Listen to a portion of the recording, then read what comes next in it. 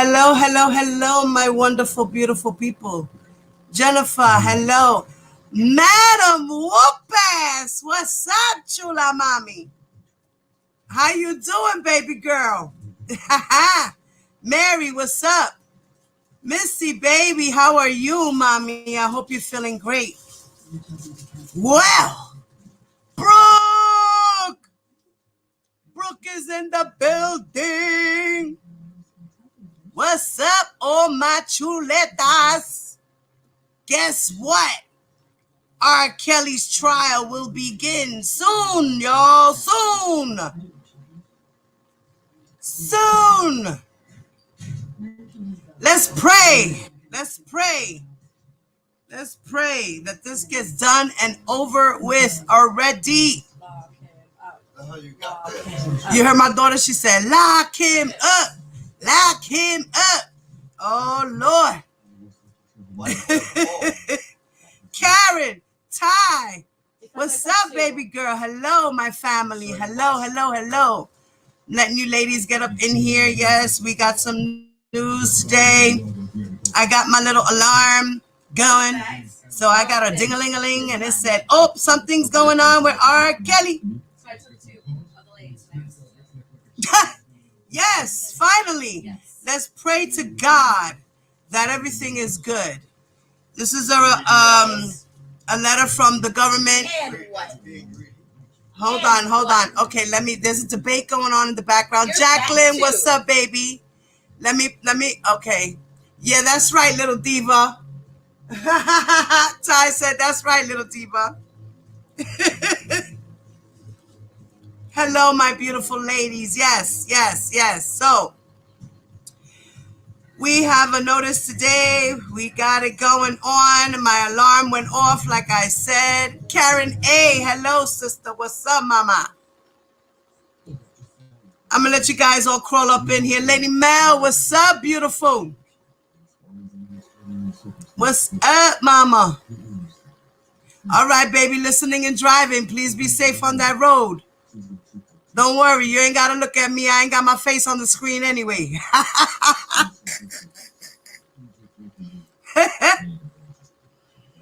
Yes, so R. Kelly, he has, the government has responded to the motion that was put in on November something. I forgot what date or something. I still love you too, babe. I love you too, babe. Listen. Nothing for nothing, but we're all going to cry together when R. Kelly is convicted or if he gets out. Like, we're all going to cry together. So don't worry about it.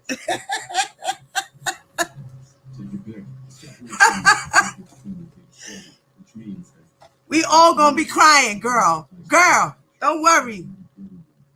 We love you, Brooke. We love you. We love you as a person, baby.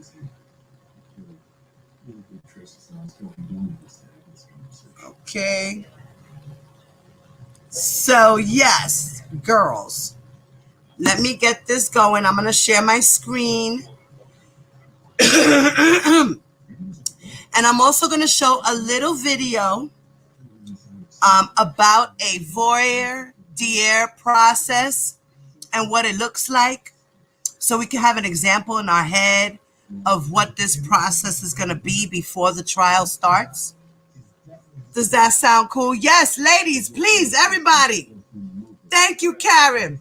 Hit those like buttons. This is very important. Don't forget, family, to give me a thumbs up. Jump out the chat, hit the like, and then come back in, y'all. Please, okay? And don't forget, if you're new to my channel, hi, I'm Diva the Divine Light. And I am your wonderful hostess with the mostest. And if you like my channel, please hit that subscribe button. Don't forget. And then hit the bell next to it. Make sure you put it on all so you get all my stuff. And you know what? If you're not getting notifications, I just figured it out, guys. go to your Google settings that's connected to your YouTube channel and hit the notifications and watch you get all those notifications. I'm getting notifications now, ladies. It's crazy, but I get so many notifications because I'm subscribed to all these people. But I'm about to like start turning off certain subscriptions. Like I'm going to be subscribed to them, of course, and have their personal stuff, you know, not everything they do, because that's crazy. Only my peoples and stuff like that. Other than that, all these other things that I'm interested in, they could just jump on my feed as it goes.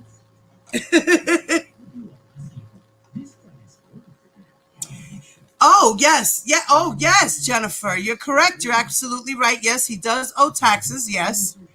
And that will be handled because right now, as well as we know that his royalties are being garnished for paying the rest of Andrea, as well as paying off the studio, the money that he owes for the studio that they closed down in Chicago on Justina Street, right? So we know that. And then the IRS, probably the Southern District of New York, will come after him for taxes, for evading taxes. You know, he had a whole I Believe I Can Fly foundation. Girl, listen, I'm trying to investigate on that a little bit more before I actually come out with all my information. But it's kind of fishy to me, y'all. It's a simple question. Is the program what do I think the outcome will be? Girl, to be honest with you, as far as his sexual abuse case in Chicago, the state case, I think Geronda Pace's case is going to be the hardest one. Like, when I say that, I mean, they might just wind up throwing her whole shit out. Or,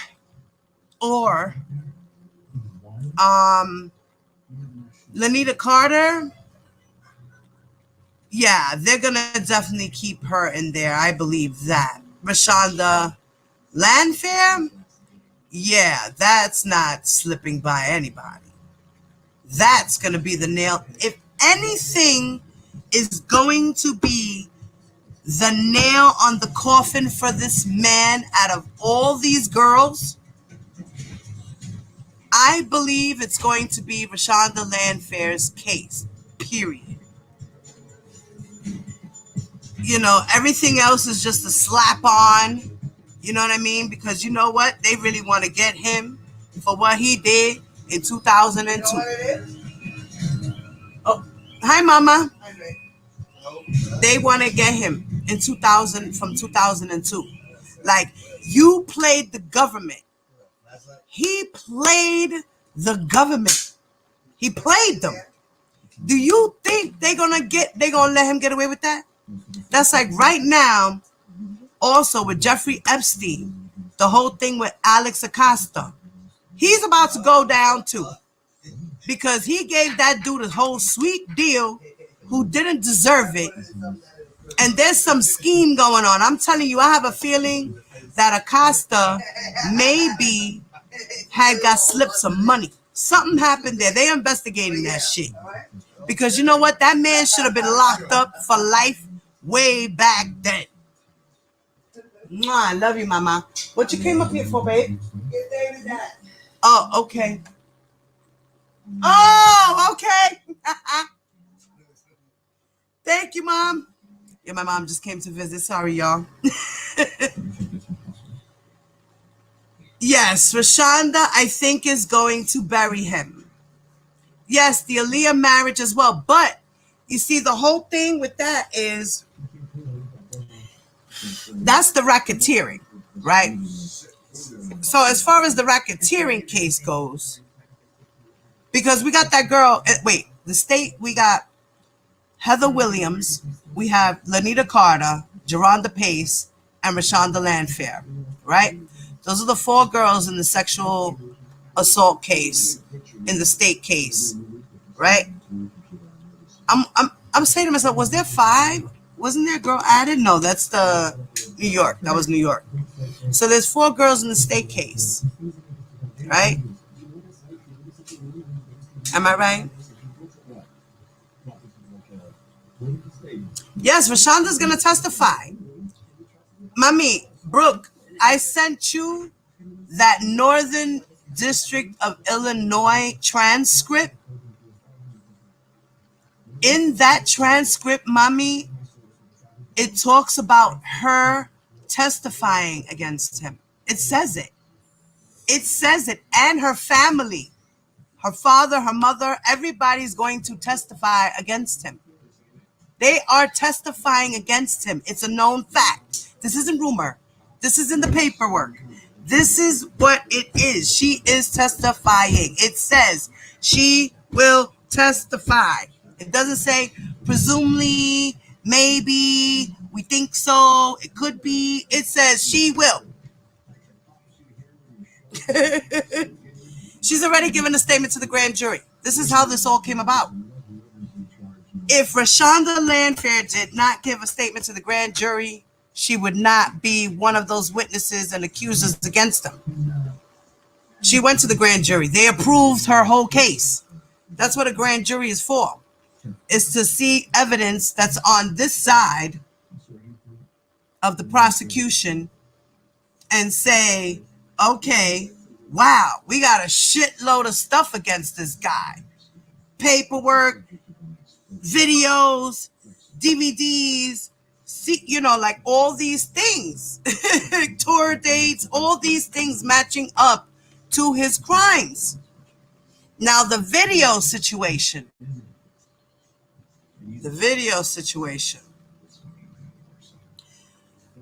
I think, as far as the state trial with the videos, I believe they will.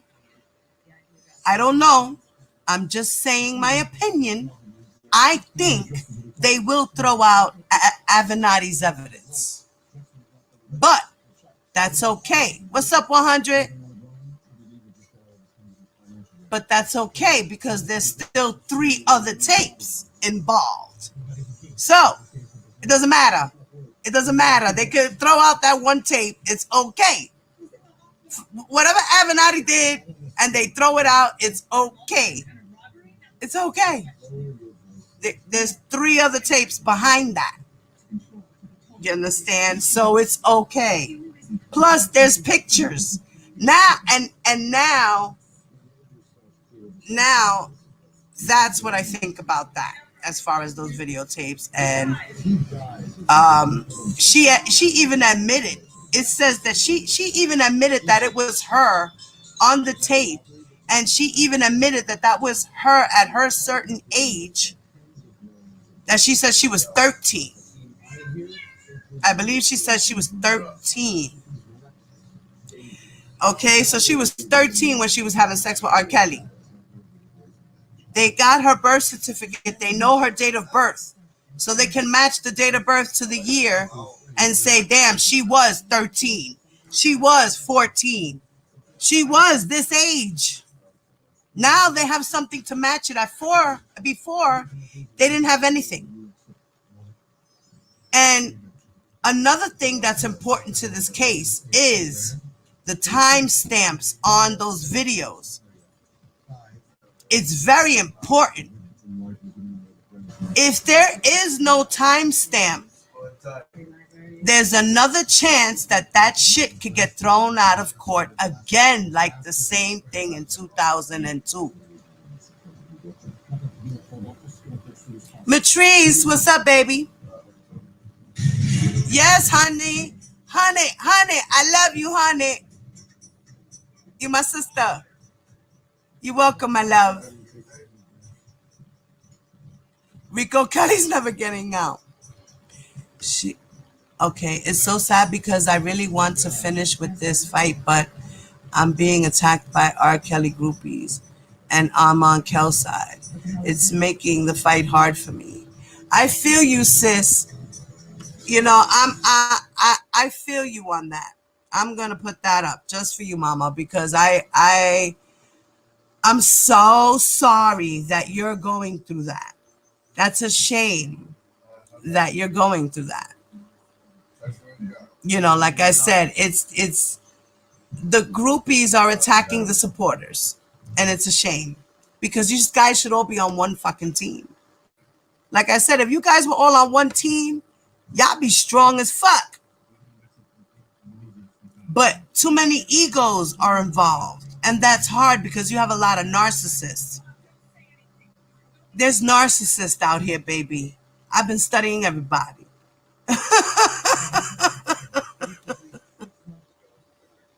You know? That's why I'm saying, like, it's crazy, Brooke. I'm sorry that you're going through that, sweetheart. And you're going through that period with those other bitches too. Like, that's just crazy.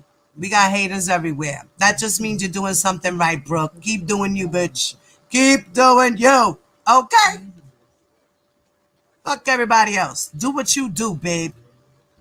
And love who you're gonna love because you are who you are. That's what I say too. When I came into this, you know, people were a little bit like, we can't trust her. She might be an informant. There was a lot of things going on. Okay? But I let it be known. I rock, but I rock for Dolo. I love you all, but I don't get too deep.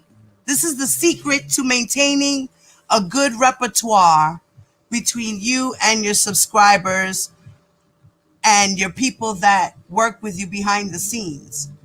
You pick a certain few, you talk to them, they give you information, there's lines of communications. You don't speak to all your subscribers on a personal note. You don't get too deep with people because you never know. Somebody might get angry and then use all this personal information that you gave them and is spilling it out there to other people. And then now they're doing all this doxing and pulling up information and all this crazy shit. And that's not fair to anybody. That's not right. You know, just because in the name of R. Kelly. OMG. That's crazy. That's groupie antics, bro. Flawless. What's up, mama? That's groupie antics. What's up, baby? That's all groupie antics. You know what I'm saying? That's terrible.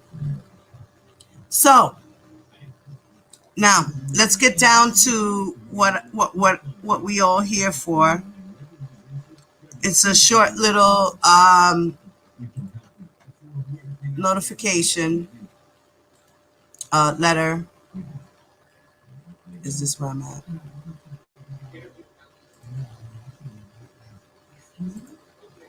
Okay, no. Wait. Sorry. Share screen, doing it again. It was doing the wrong thing. I don't know why. Why is my no?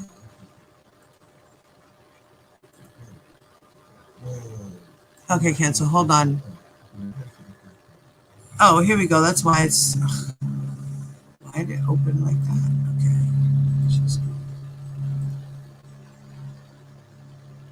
Where's my window?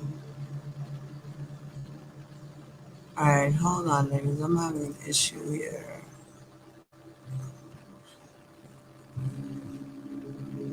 Alright. Back. Okay, here we go. Let me, oh wait, before I do this, let me take this out of here.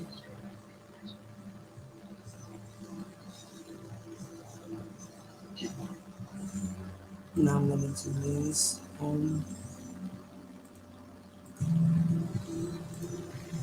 All right, ladies.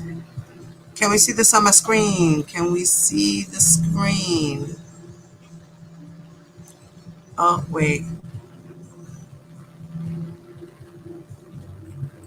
Is it sharing? What's going on?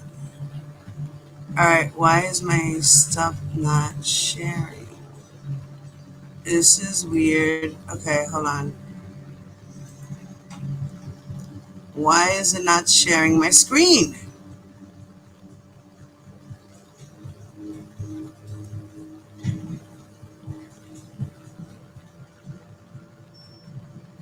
Okay, this is bugged out.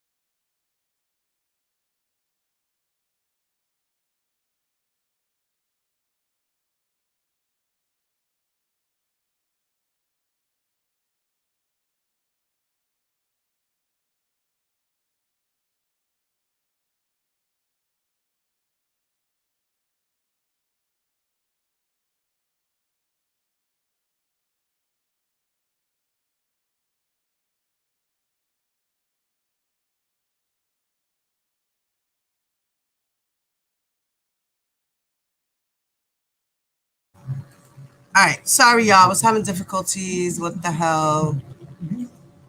Things are acting weird. All right, guys. So it says that this is to the Honorable Anne M. Donnelly. We know who she is. And she's the judge, and it says United States Robert Sylvester Kelly. Dear Judge Donnelly, on behalf of all parties in the above referenced case, the government respectfully submits this letter in connection with the court's order dated November 12th. I said 18th, but it was November 12th, 2020, to update the court on the proposed trial date and schedule for completing juror questionnaires and voir dire. Now, the parties proposed the following schedule. From March 15, 2021 to March 25th, 2021, distribution of juror questionnaires. So for 10 days, they will be doing distribution of the questionnaires, which are the questions that they, are asking the jurors so that then they can know more or less who they want to select to do the voir dire, which will be on April 6, 2021.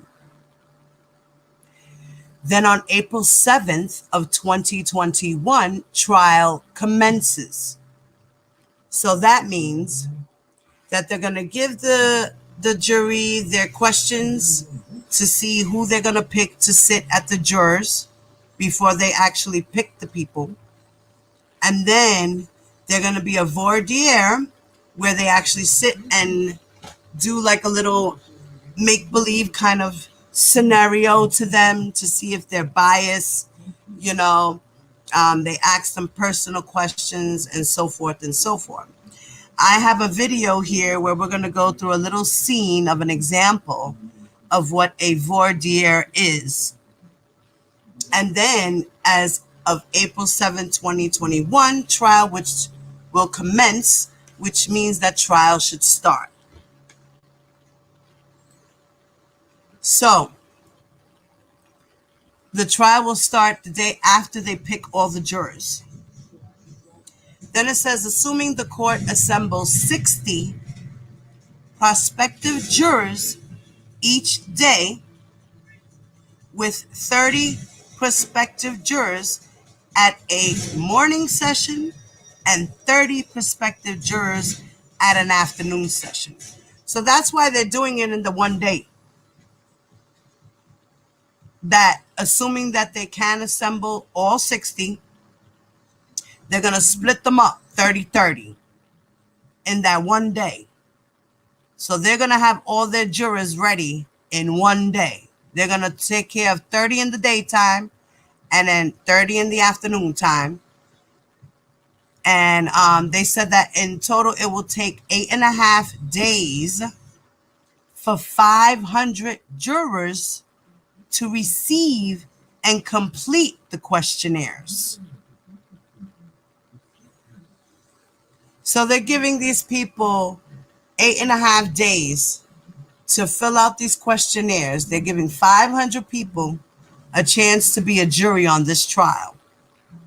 So they're looking at 500 people, and then they're going to break it down to 60 people.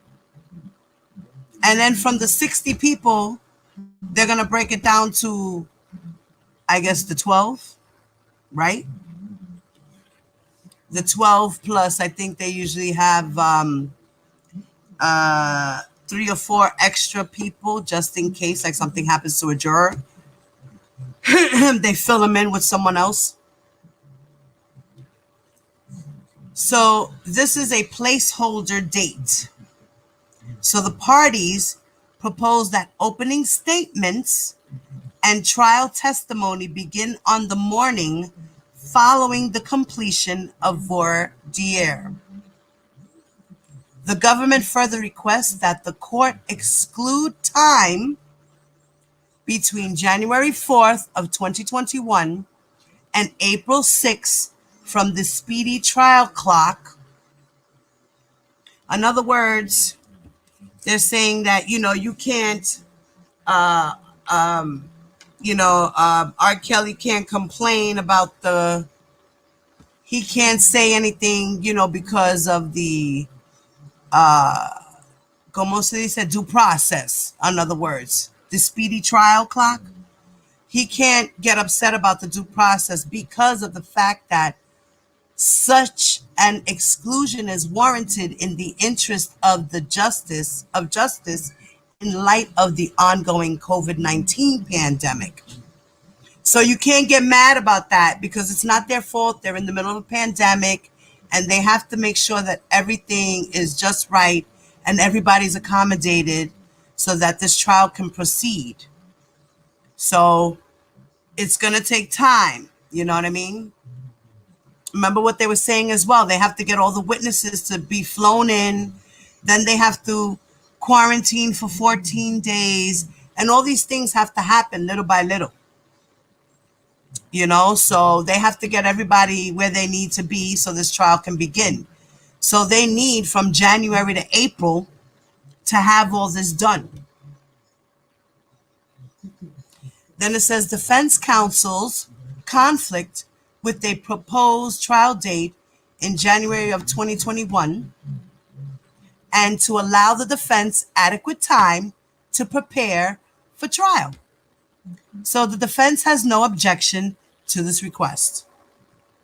So R. Kelly agrees to this. He's not going to put any motions stating about due process and he's not getting it, or there's too many things going on and we can't do it. The lawyers on his side said, we agreed to everything. Let's get the show on the road. That's plenty of time for us to prepare our defense with Mr. Kelly. So we all in agreement that we can start trial in April. So April 7th, 2021, trial should begin for Mr. Kelly.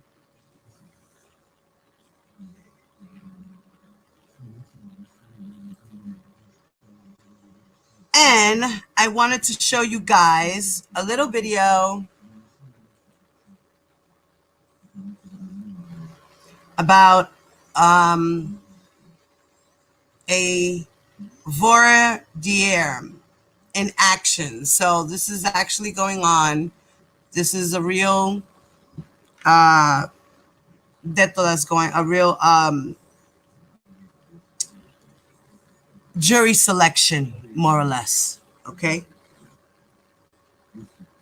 Mad Church Disease, what's up, Papi?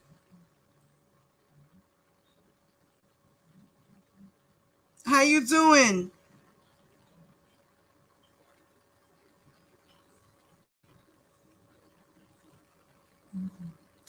It is too much. You are not lying.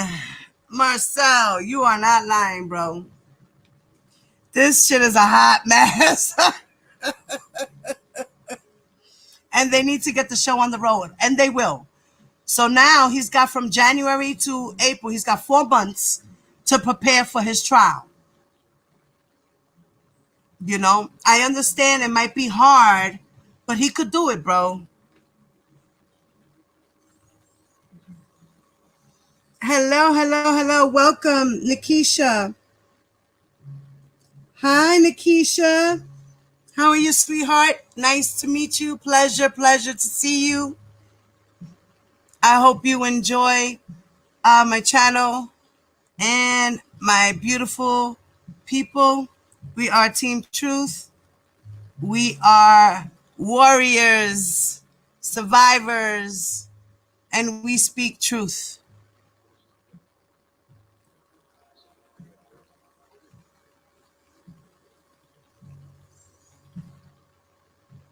Let me see your transcript. What's up, mamita? You too, baby. Hello.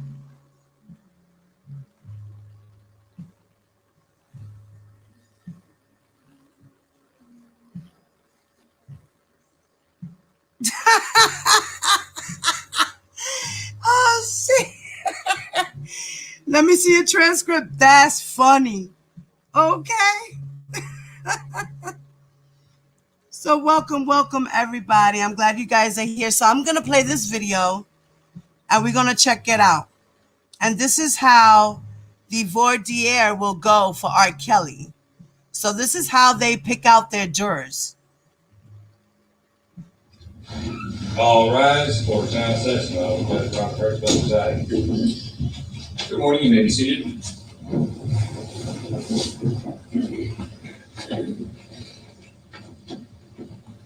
Okay. We're on the record in the matter of State of Arkansas versus Cosmo Kramer, CR 2005-47-2. Stay ready for trial? Yes, Your Honor, we are. Okay. Defense? Defense is ready, Your Honor. Very well. Will the clerk call the roll? Marquise Boston. Here. Andrea Page. Here. Angela Smith. Here. Ryan Rainwater. Here. Teresa Barnett. Here. Jimmy Meyer. Here. Diane Lane. Here. Marcy Lawson. Here. Chris Dixon. Here. Lauren Brown. Here. Martha Cox. Here. Donna Holloway. Here. Brooke Little. Here. Patty Hill. Here. Jamie Raleigh. Here. Tiffany Gray. Here. Michelle Hill. Here. That's all right. Very well. Will you swear the panel? Would the potential jurors please stand and raise your right hands? You and each of you do solemnly swear or affirm that you will true answers make to such questions as may be asked you touching your qualifications to serve in the case now pending. So help you God. Be seated. Thank you, Madam Clerk. Will you please call 12 names?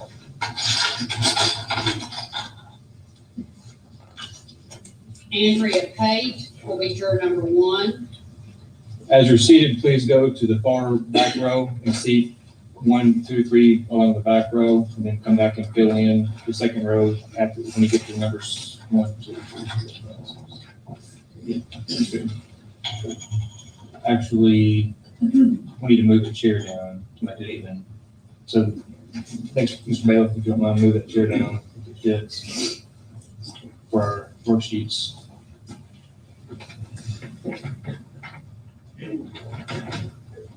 Thank you.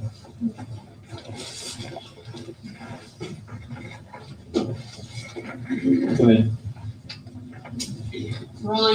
Rainwater will be juror number 2.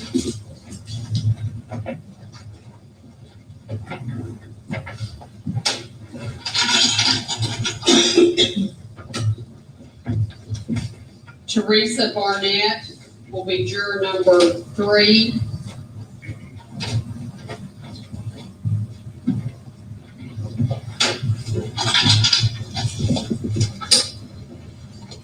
Angela Smith will be juror number 4.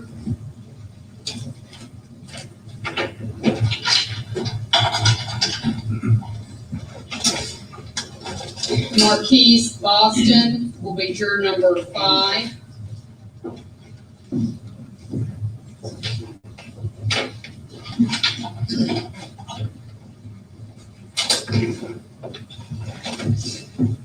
Lauren Brown will be juror number 6.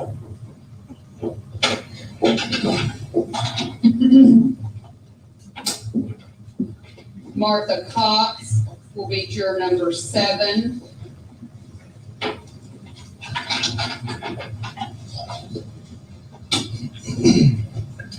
Donna Holloway will be juror number 8.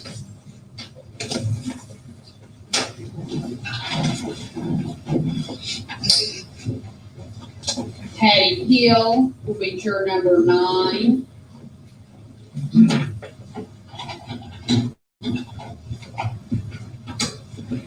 Marcy Lawson will be juror number 10.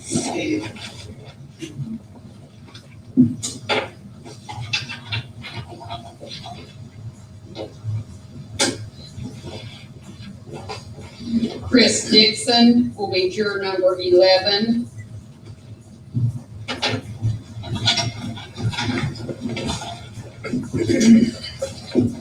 Jamie Raleigh will be juror number 12.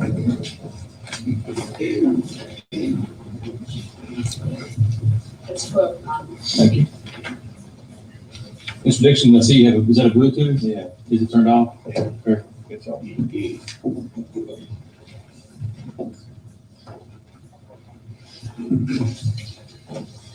Okay, thank you. Before we begin, I'm going to read a summary of the information. The defendant, Cosmo Kramer, is charged with the offense of murder in the first degree. To sustain this charge, the state must prove the following things beyond a reasonable doubt: that with the purpose of causing the death of Jerry Seinfeld, Cosmo Kramer caused the death of Jerry Seinfeld. You should not, reading the information is merely to let you know what the case is about and the defendant's name. You should not use that information as evidence of any guilt or otherwise consider it other than to understand why you're here today. Okay. For the today's trial, we have Miss Rebecca Bush. Ms. Bush, please stand.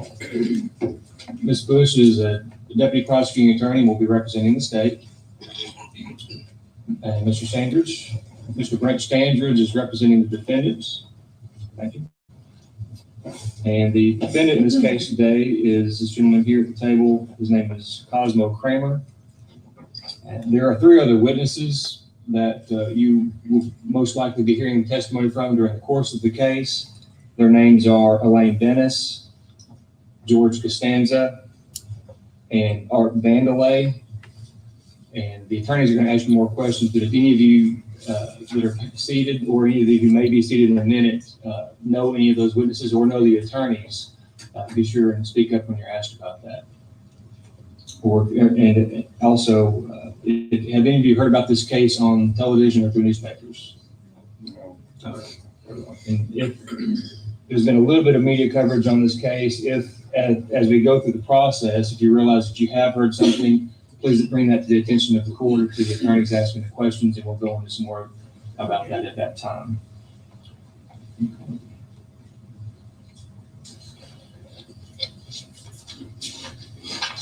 All right, Ms. Bush. Thank you, Your Honor. Thank you.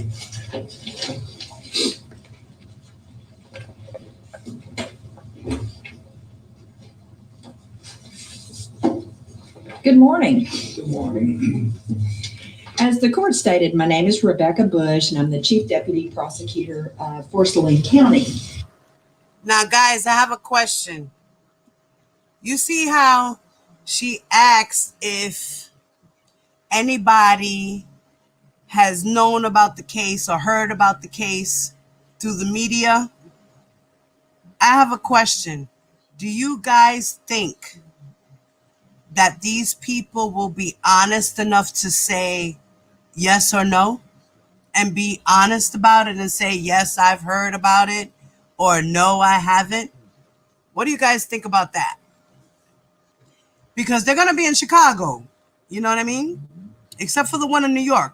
And even at that, some people in New York love R. Kelly.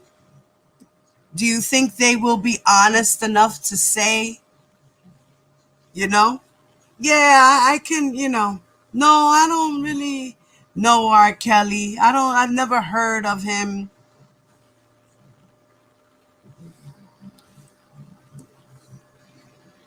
What do you think?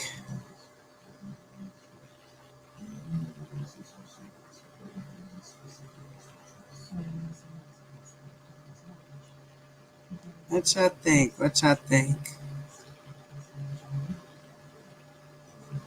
They won't be honest, right? They're gonna lie. Like, you see now, and then all it takes is for one juror, one juror to say, no, he's not guilty. I mean, he's not guilty. And everybody else says he's guilty. All it takes is one juror, and they can have a hung jury, and he could walk.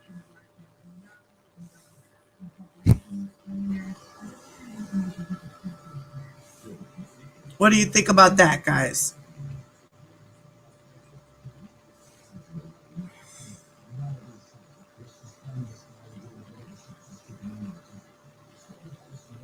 A lot of people don't. Like there's certain people on certain sides of the fence that don't know shit about R. Kelly. There's people out there who don't know anything about R. Kelly. I think they need to have an all-white jury and people from the side where he's not from in order for it to be a fair trial. You know what I mean? What do you think of that?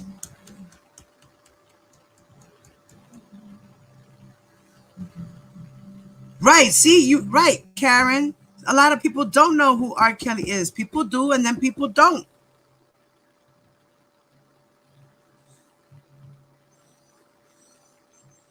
A lot of people don't. You'll be surprised. Maybe now that, it's gotten a lot of media attention, people are like, oh, like they said, who's R. Kelly? And then they go Google it. Oh, let me Spotify his music and listen to it. You know what I mean?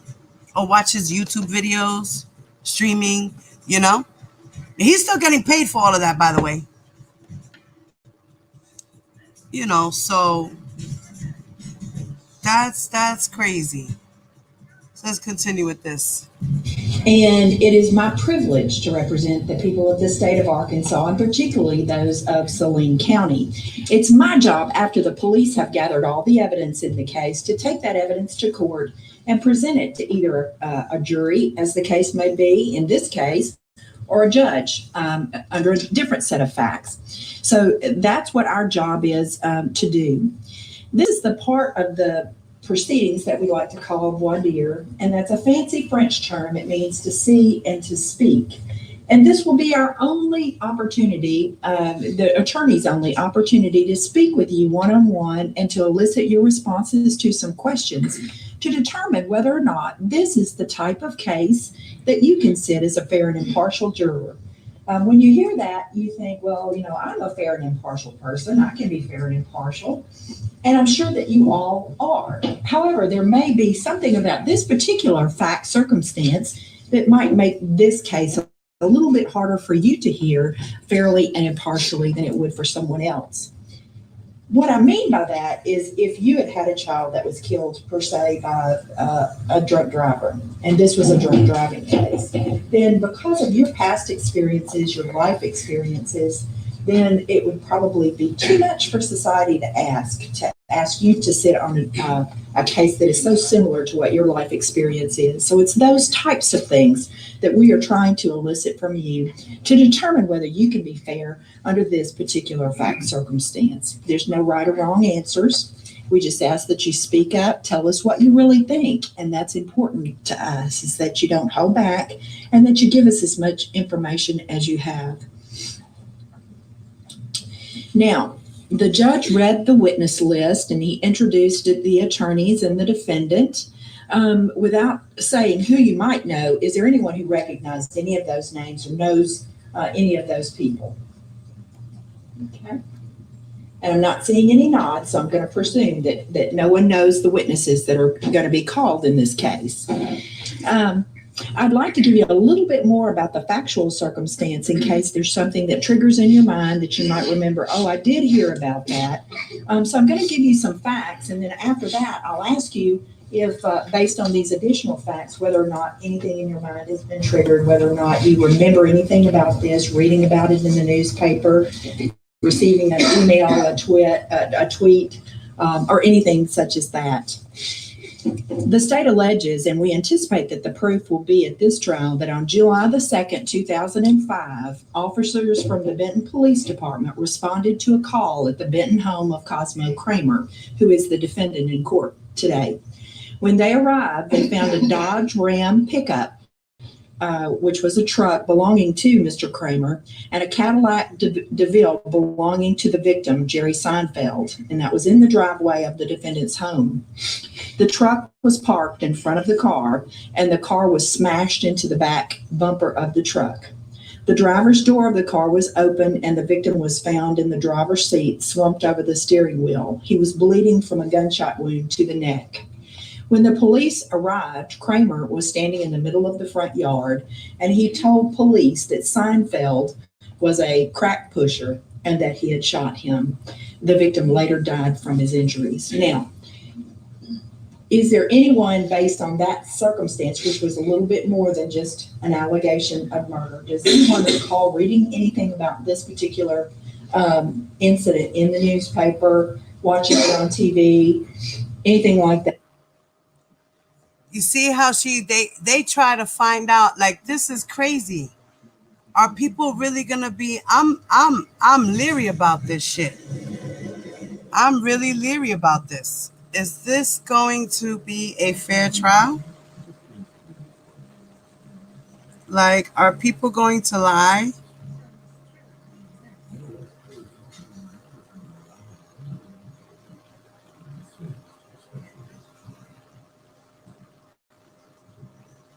Right, like,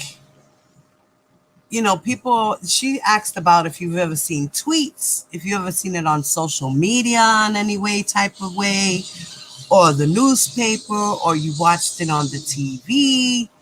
Like, and how are you going to know that these people are being honest? Like, you don't have them on a polygraph. Like, you have to look at them in their faces, of course. Some people can read people that well. That. All right. So there's no one that has anything in their past experience, for example, that read anything in the newspaper that you could not put aside and fairly judge the evidence from just the witness stand, the evidence that we present, the witnesses that we put on, the evidence that the judge allows into evidence. And that's what we're looking for, is people who can just decide the case based on the information that's elicited in this court. Ms. Brown, do you think you can do that? And you understand, Ms. Brown, that sometimes when the paper covers a trial such as this, they may have one column to fit in what happens in an entire day. And you sitting as a juror may remember something differently than what the paper puts in there and writes about this case. And the judge will instruct you that you're to decide case from the evidence in court. Do you think you can do that? Yes, ma'am. All right. Does everyone kind of see where we're going with that? And will each of you agree that you will decide the evidence based on what you hear in this courtroom today? Yes, ma'am. Thank you.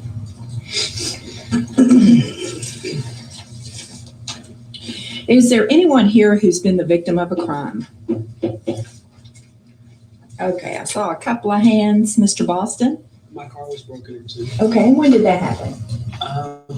April 25th of last year. Okay, so that made a big impression on you because I can remember, you remember the date it happened and everything. Tell me, did you call the police? Yes, ma'am. And was that here in Benton? Little Rock. In Little Rock, okay. Did the police respond? Yes, ma'am. Okay. Were they able to make an arrest in that case? No, ma'am. Okay. How did that make you feel? Were you frustrated by that? I guess I just kind of see it as a part of life. When you're just living in society, then you just may be the victim of something. It's just the way around it. Right. Yeah, unfortunately, that's quite often the case, isn't it? But I guess what I need to know from you is were you unhappy with the police because of how they treated you, or the fact that you didn't, you felt like they didn't do enough, or do you have any animosity towards the police because of the way they treated you in your situation? No, ma'am. The city's findings were professional from start to finish. Okay. All right. And you understand, Mr. Boston, that sometimes there are cases like that, So my question is here, do you think when they're going to ask about sexual assault, they're going to say, probably ask a question, something like, well, have you ever been sexually assaulted, or a family member ever been sexually assaulted or molested? You know, to see what their response would be. That's probably going to be one of the types of questions. What do you think? burglar that went into your car may not have picked a time of day when there were witnesses all around that could have, testified and said, well, we saw, that defendant break into Mr. Boston's car. He probably picked a time when there was no one around in the parking lot. So there often is not a lot that the police have to go on. Do you understand that? Can you accept that? Yes, ma'am. Okay. And you felt like you were treated with respect, no problems with the police? None whatsoever. All right. And I saw one other hand. Let's see. Was that Miss Holloway? All right. Could you please tell me what you saw? What happened to Our you? home was broken into 2 years ago, week before Christmas of 2008, and about $10,000 worth of items were stolen. Oh, my goodness. Same question. Do you feel like you were treated fairly by the police? Do you think that they took your... The sheriff's office who investigated, yes. All I was right. very pleased.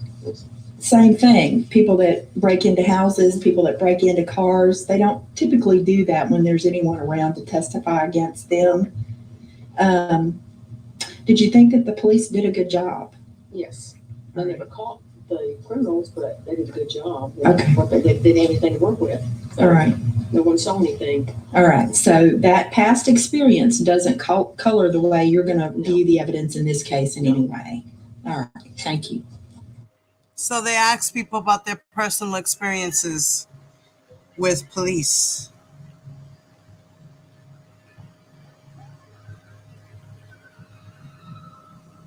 Right, that's crazy. Ah, boy.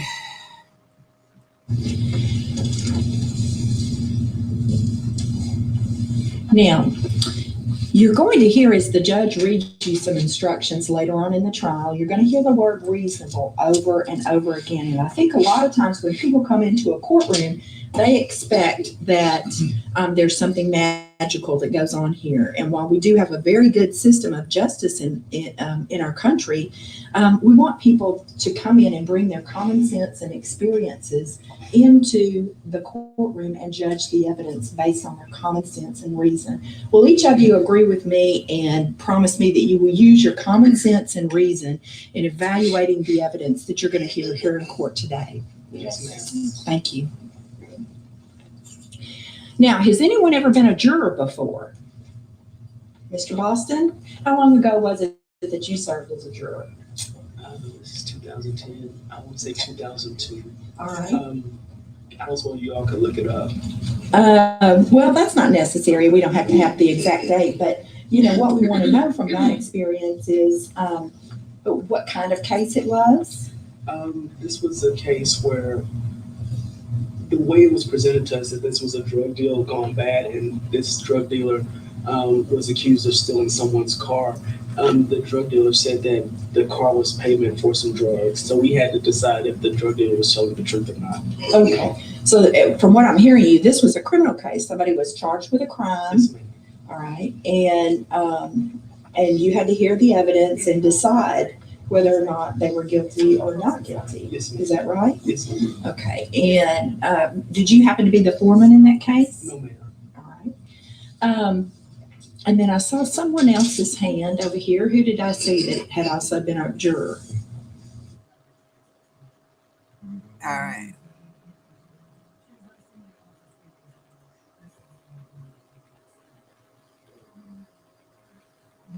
Oh, wait.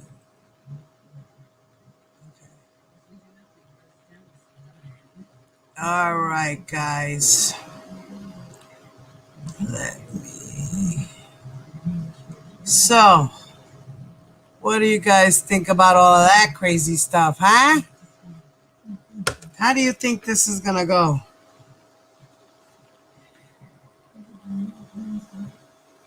How do you think this is gonna go?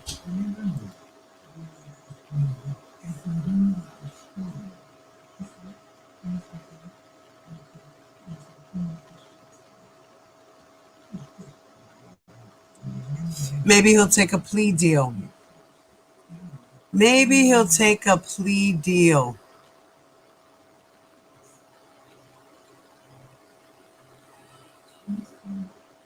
I'm gonna throw in. Okay.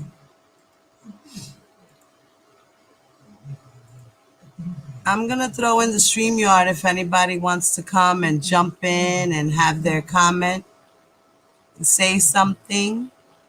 Or if not, you can call in at 1-347-631-6866. And we can talk about it.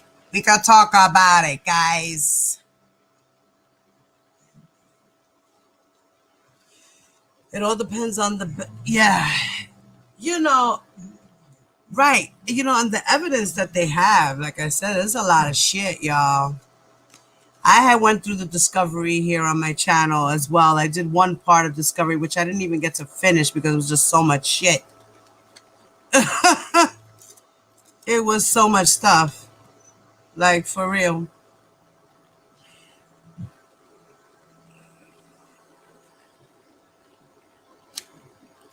You eating, Papi? You eating? What you eating? I'm jealous these days because I gotta eat light in my ass these days.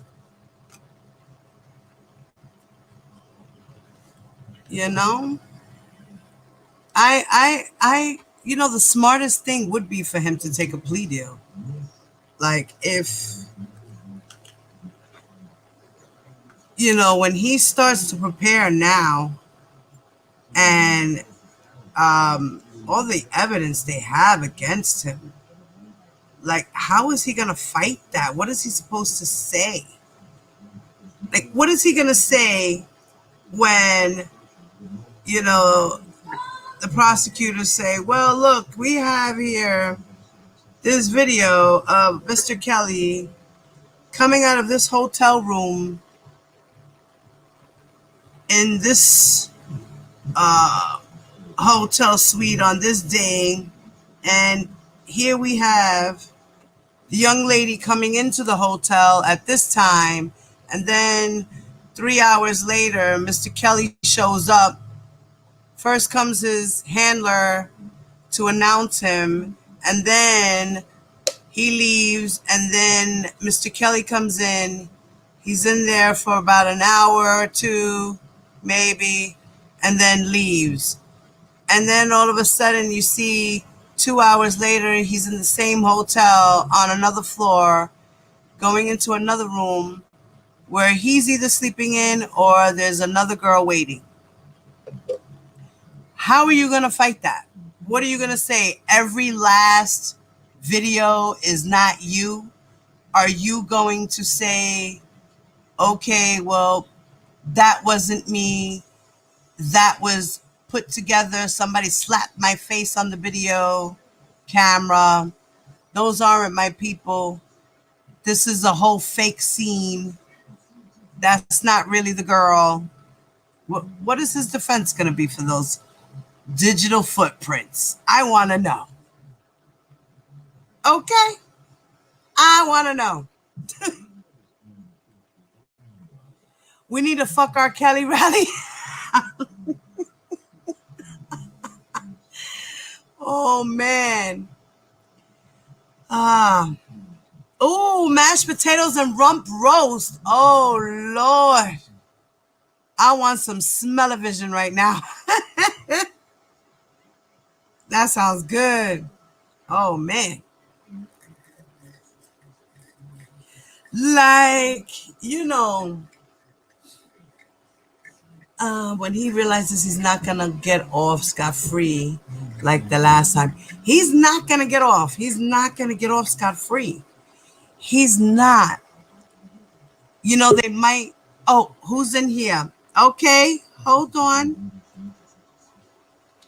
Hello, special guest. Free R. Kelly, baby! Free R. Kelly, baby. Yeah! Free R. Kelly, that's my baby daddy! Who's this? That's Free Kelly, baby! Stop playing. Who's this? Facts. Free my baby daddy! Free Kelly! Why y'all Yo. ain't my baby daddy? Yo, who is this? First of all, don't be on my baby daddy. A man is innocent until proven guilty, okay, bitch? Okay, honey.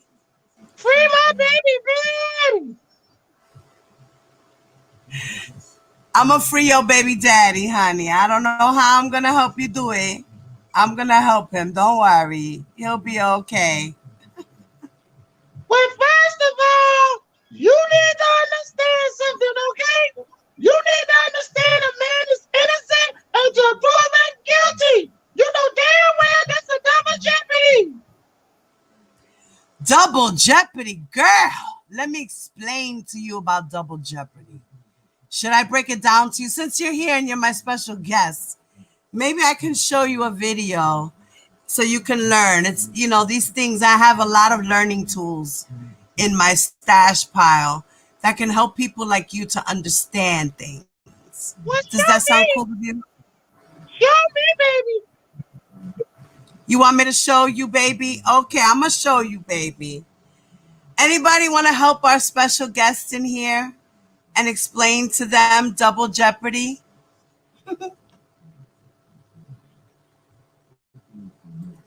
I'm going to help you right now. I'm going to help you right now.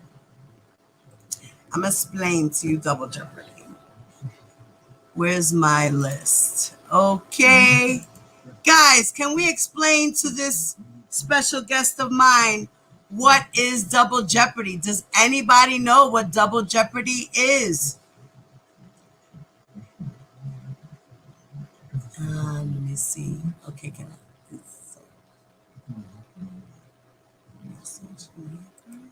Okay. Oh no, is this?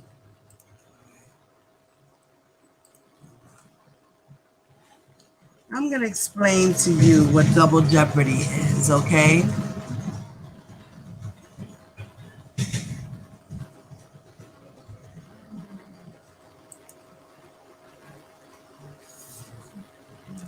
Okay.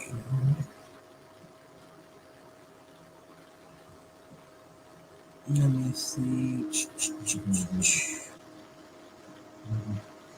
All right, wait.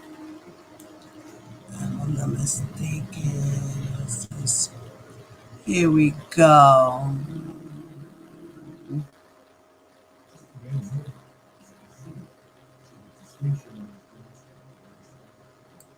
Okay.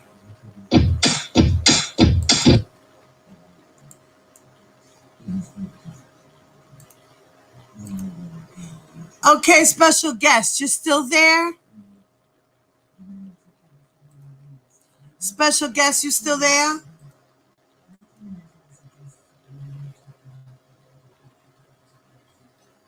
Oh, welcome to my channel, DJ Tyson. I'm glad you're here. You're gonna learn today, Papito. What's crack-a-lacking? Why couldn't you just come on? Who the fuck is DJ Tyson?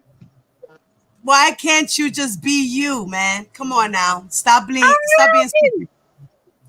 You be Mama Mary, you be everybody else, DJ. Stop playing. I know you love my ass. I know goddamn well you motherfuckers ain't gonna come around here and do all this. Now let me stop playing. What's up, Divine? Like, how you doing? Let me stop playing. Hi. Nice to meet you. What's going to on, meet Divine? you. Listen, Divine, I'm let me glad say you something came to you, out. Divine. Since you opened the stream for people to come in, let me say something. A man is innocent until proven guilty, right? Right or wrong? Oh, facts. Right or wrong? That's facts, right? That's facts. Straight up. So tell me this. Facts. So tell me this here. Why R. Kelly can get the same due process as everybody else? If a man sit there and we seen it, kneel down on a black man's neck and he get a bond. Explain to me why R. Kelly can't get a bond. He ain't killed nobody. No, he didn't commit murder. You're absolutely right. But what he did do was crimes against children. Well, what crimes he did? Can you show me some paperwork? What paperwork that we have that R. Kelly raped anybody, kidnapped anybody? Where's all the species that they say that's in a bucket? They made him shit. They had him locked up in the closet. Okay, well, we don't have all of the discovery yet, right? They're still going through all those other devices. Wait, hold on. Let me say my piece. You're on my channel. I could boot your ass the fuck out of here. Remember that. I'm giving you respect. You give me respect. Got it? We can have a discussion, bro. This could be funky. We're going to have a discussion there. I'm going to respect your channel. All right. Thank you. Now, like I said, these are crimes against minors. This is a whole different kind of a case. Yes, murder is murder, and sexual assault against minors is sexual assault against minors. You cannot compare the two, period. Now, as far as all the evidence, it's been mounting against him, and the paperwork has trails of his patterns of behaviors. And they also have discovery, which holds certain amount of evidence that they have pointing to the crime.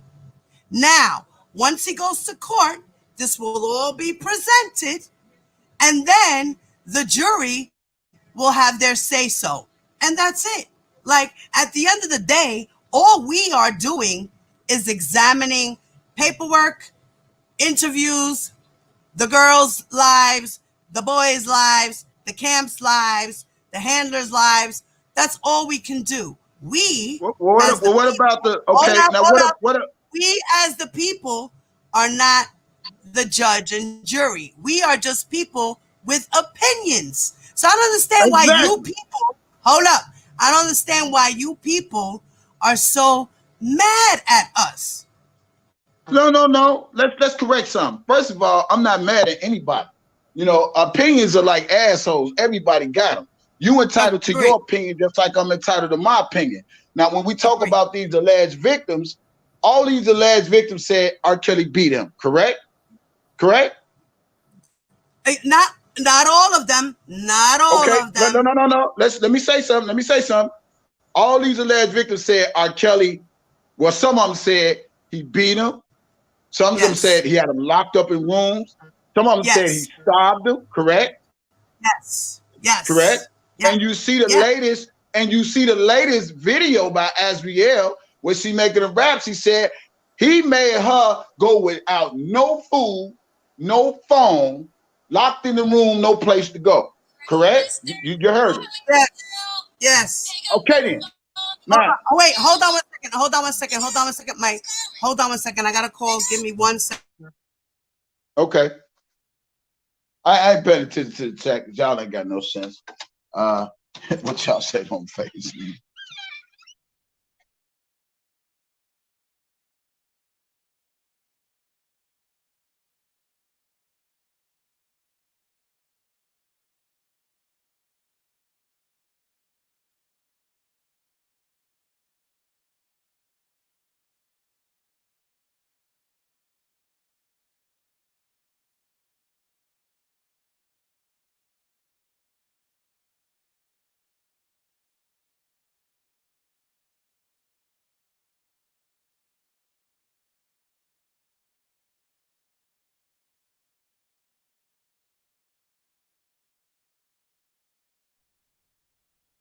Can I read the indictment?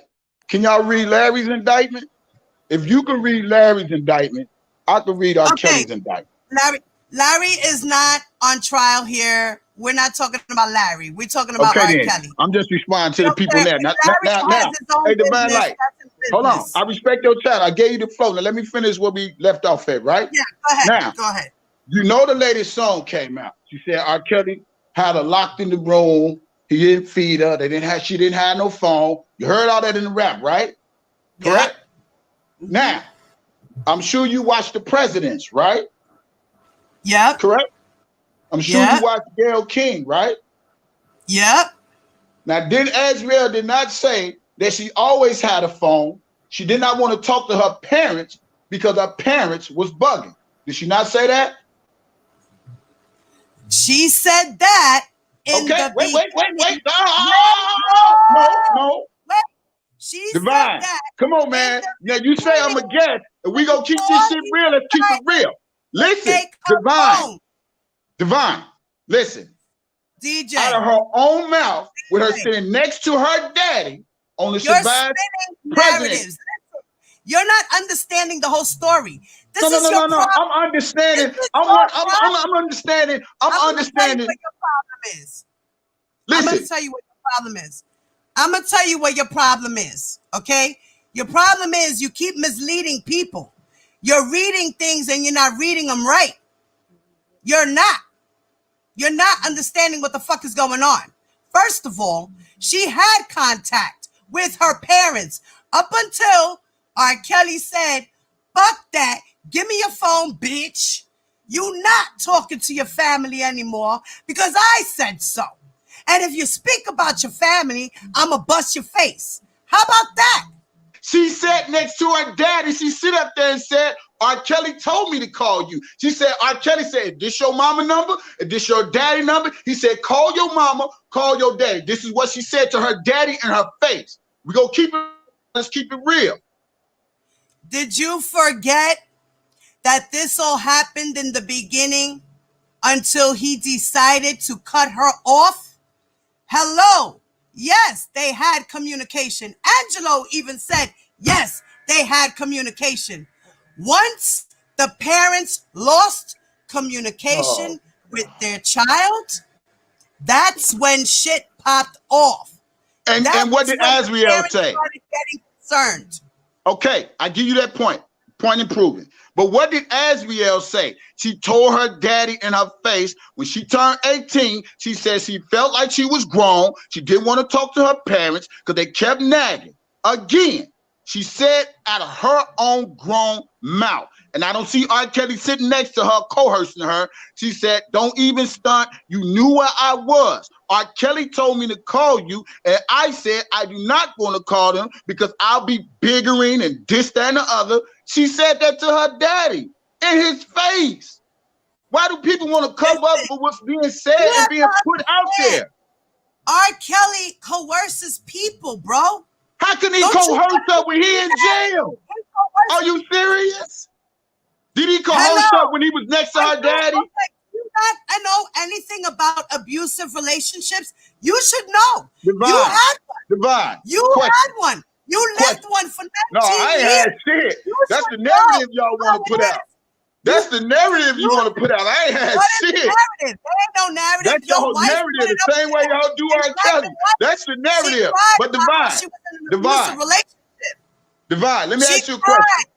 Divine, Your can I ask own you a woman question? cried. Can So I ask how you a you gonna question? say no man can't control no woman like that? Can I You ask you a know what the question? fuck it is, nigga. Can Don't I ask play you a stupid. question? Can Come I ask you a on now. question? Come Let on me ask you a now. question. Let me ask you a question, Divine. Let me ask you a question. Go ahead. Okay. Let's just say R. Kelly brainwashed her, right? Correct? Right. Mhm. Say he brainwashed her. Let's say he abused her. Okay? He Let's say controlled that. them. Okay? Now let me ask you this. If a person abused a person and this person is locked the fuck up and you've been so much abused, why do you continue to go visit the motherfucker who abused you? Because Can you make she's that in make sense? love. Can you make that make sense? The girl's in Huh? love. The girls were in love. Girl. The girls were in love. Oh Don't my you fucking know what God. it is to be in love? Do you not know what it is to be in love with a What was man? she in love with? What? Let me ask you this: was she in love with the material thing that he could provide for her, or was she in love with him? Make it make She was sense in now. love with Because to me, listen. everything. She was in love with everything, bro. Come Listen. on now. Come on now. If the man was an abuser, people go to the police station. Listen. You don't wait. You don't wait till a person get locked up and decide, okay, I want to say he abused me. I want to do this. If he was that much of a threat, y'all wouldn't be making excuses. Listen, you know what the problem? Hey, Divine, listen. Everybody comes to a breaking point, bro. Everybody, and she had a breaking point. But listen to this though. Listen to this. Jocelyn Even if you come to a breaking point, ain't nowhere in the world you go tell me in my face or on your live that a motherfucker just go sit there and accept abuse, and then when they get locked up, and then they get around. Wait. Yes, every woman does it. When a woman listen, if my man decided to beat my ass, right? And he got locked up because of me, right? Do you not think I might still be talking to him?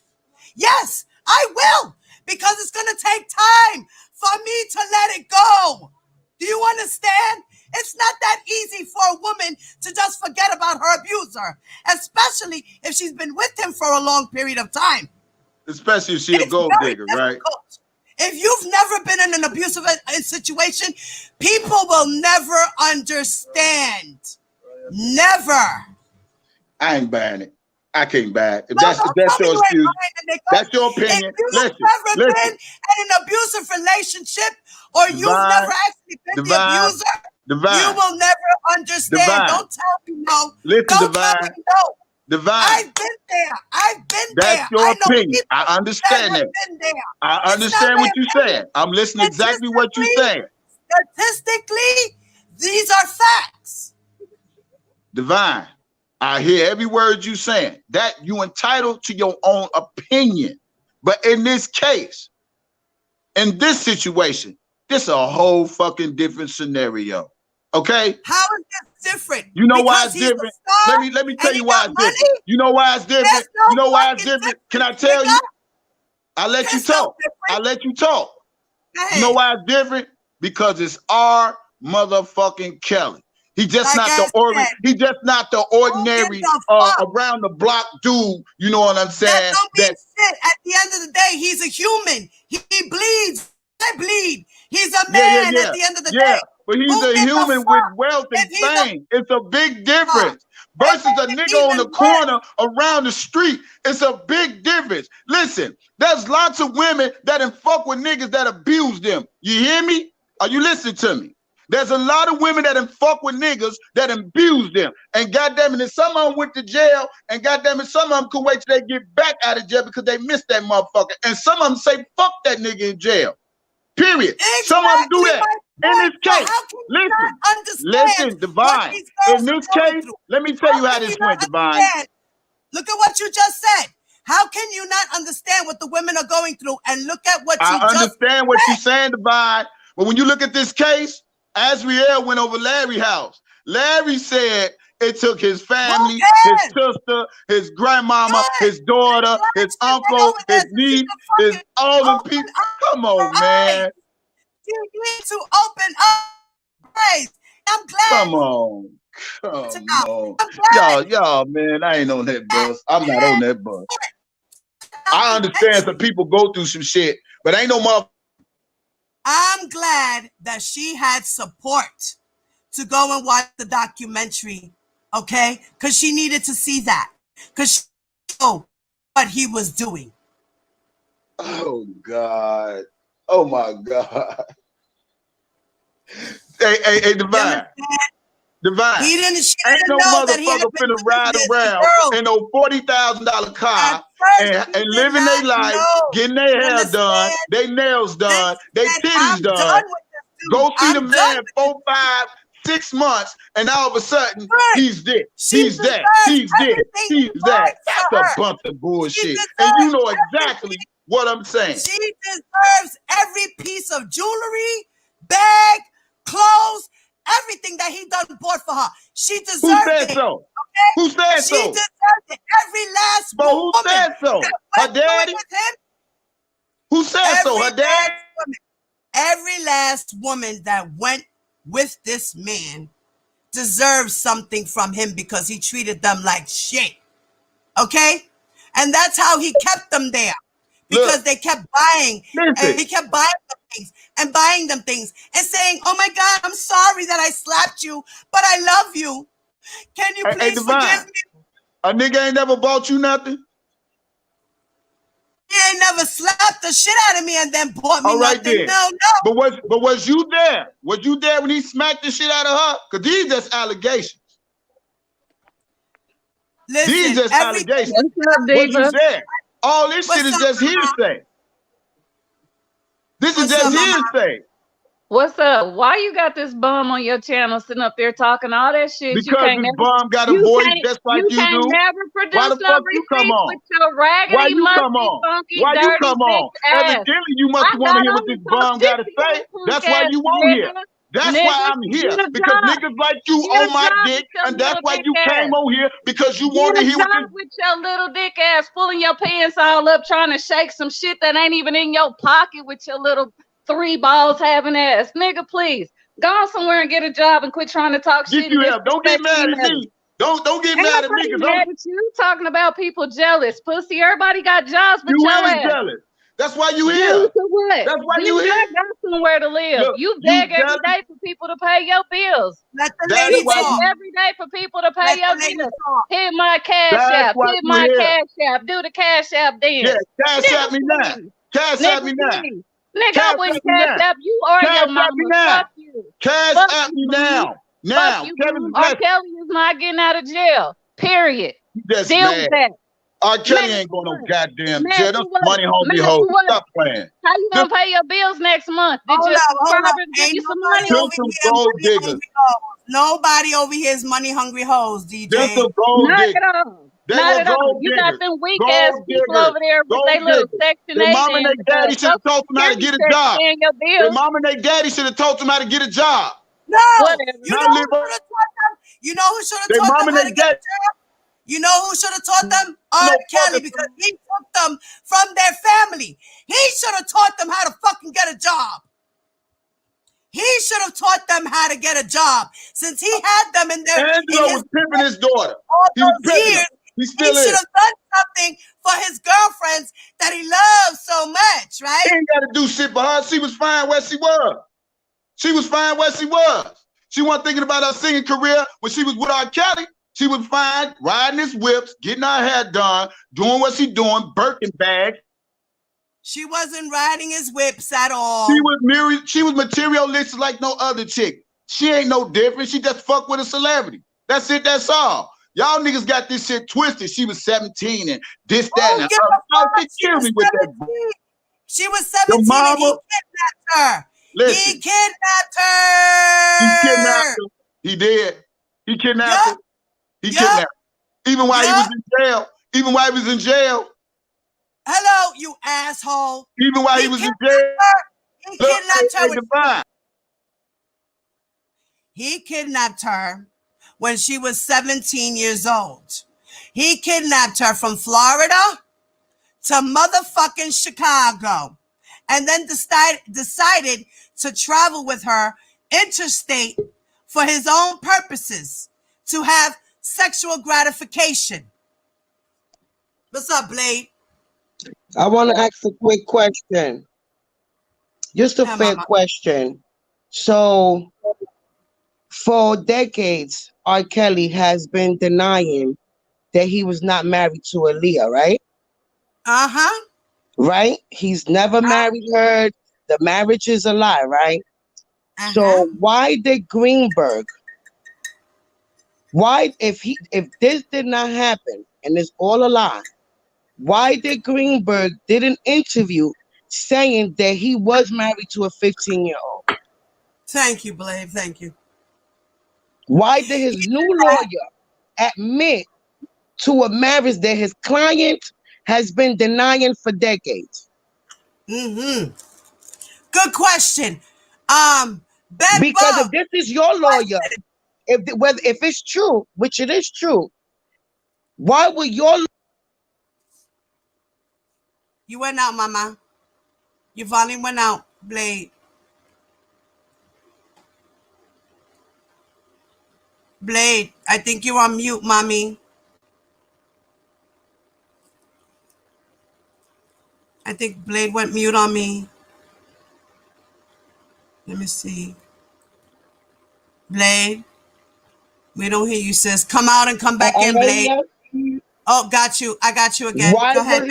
Why would his lawyer hurt his client like that when his client has been denying it for years, saying that it's not true, it's all false? Why would Greenberg admit to a marriage that can hurt his client? Exactly.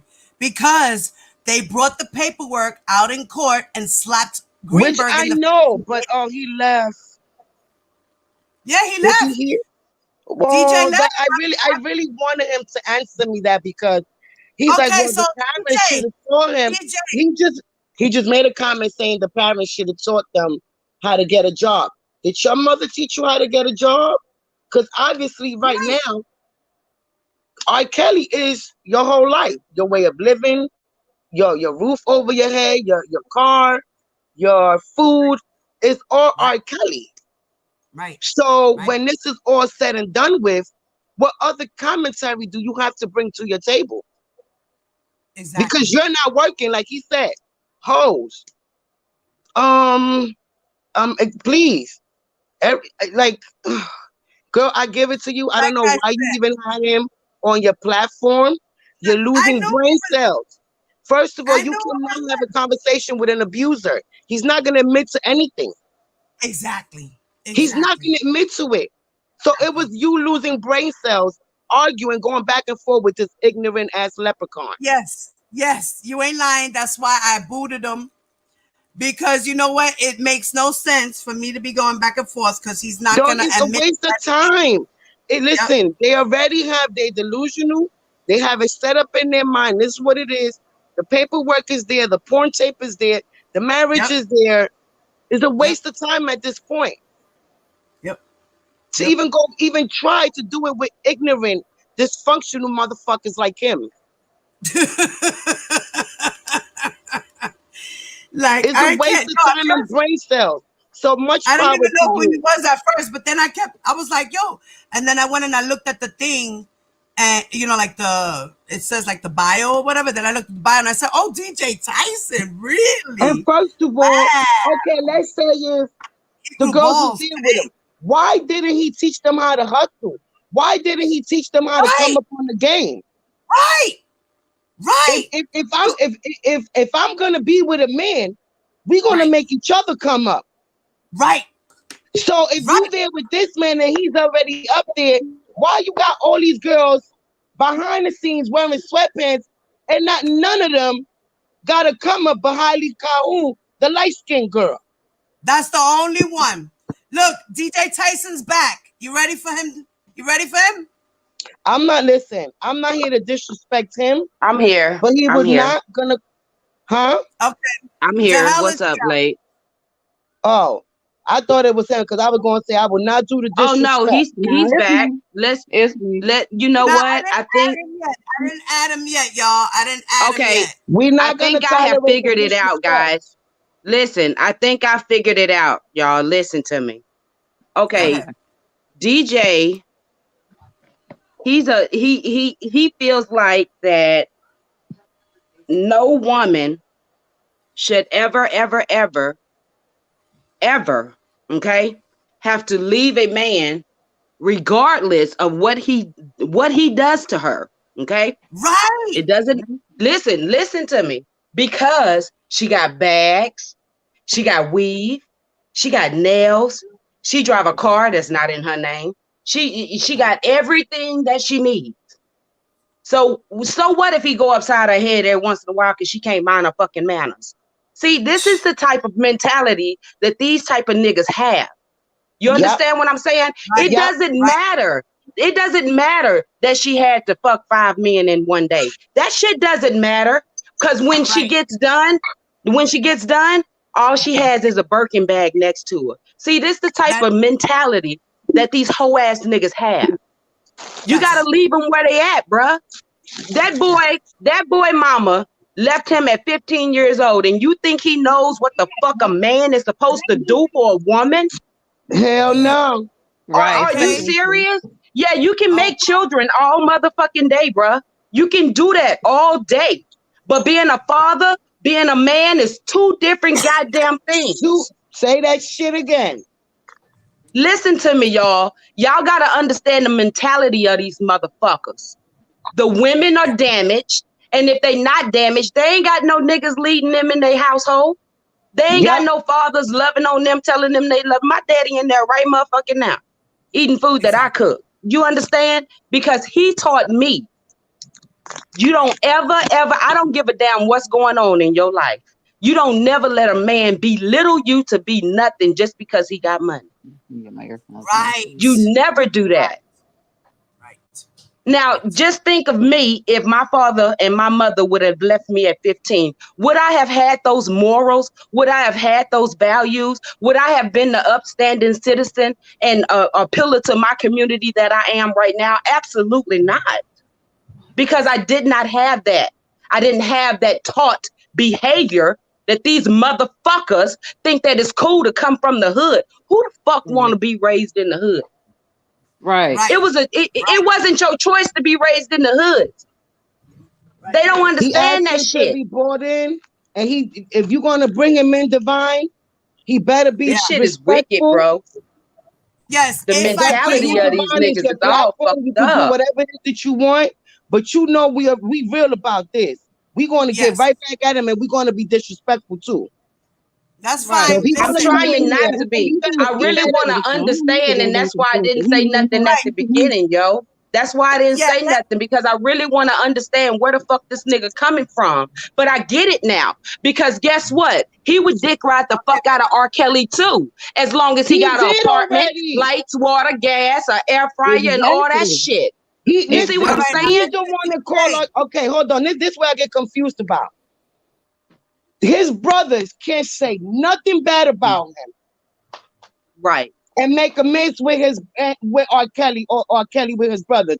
But this motherfucker here calling him a dope dealing pimp and all types of shit. Right. And he can support R. Kelly, but his blood can't. Right. Come on, man. So you trying to tell me? You trying to tell me that just a year ago he was a dope dealing singer? He was a goofy ass nigga. Everybody know what the fuck he does, but then yet and still, that didn't line your goddamn pockets, bruh. So at the end of the day, you found out what a money bag was. And let me tell you something. I give him props for being a hustler, because he's a good ass fucking hustler. He done hustled at least 200 people to listen to him every single fucking day. All right. It doesn't matter what he does. It doesn't matter, because they are drama-filled ass people. Everybody got those co-workers. Everybody got those cousins. Everybody got that messy ass auntie. He ain't no fucking different. He ain't no fucking different, bruh. And he can't back up shit he be saying. He sit up there and lie every damn day, talk shit. knowing he was talking shit about R. Kelly. Same Just shit like I got over video and on my over. And phone. if it's not He fucked Angelo, up it's talking about Adriel or R. Act. Kelly a dumb motherfucker.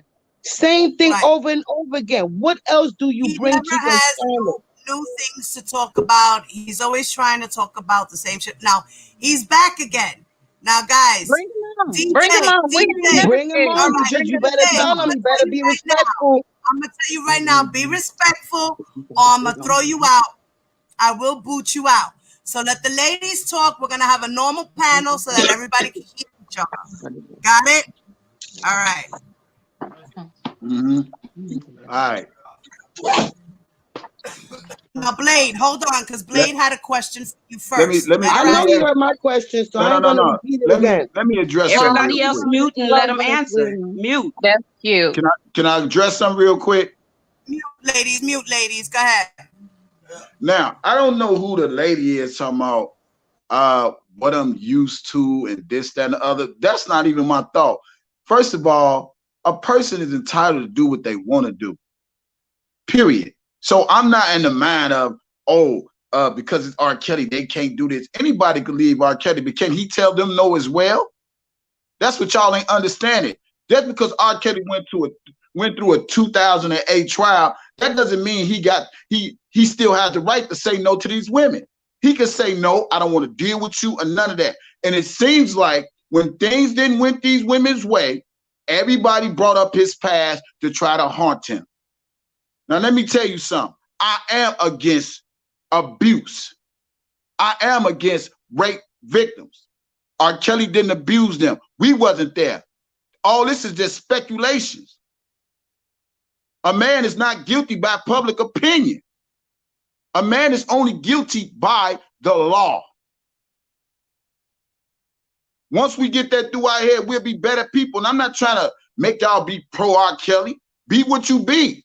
But if I can respect your opinion, respect my opinion. That's all I'm saying. Where is the evidence? Where's the evidence? All these allegations, a person did this, a person did that, and you be with somebody 3, 4 years and 5 years and you ain't leave?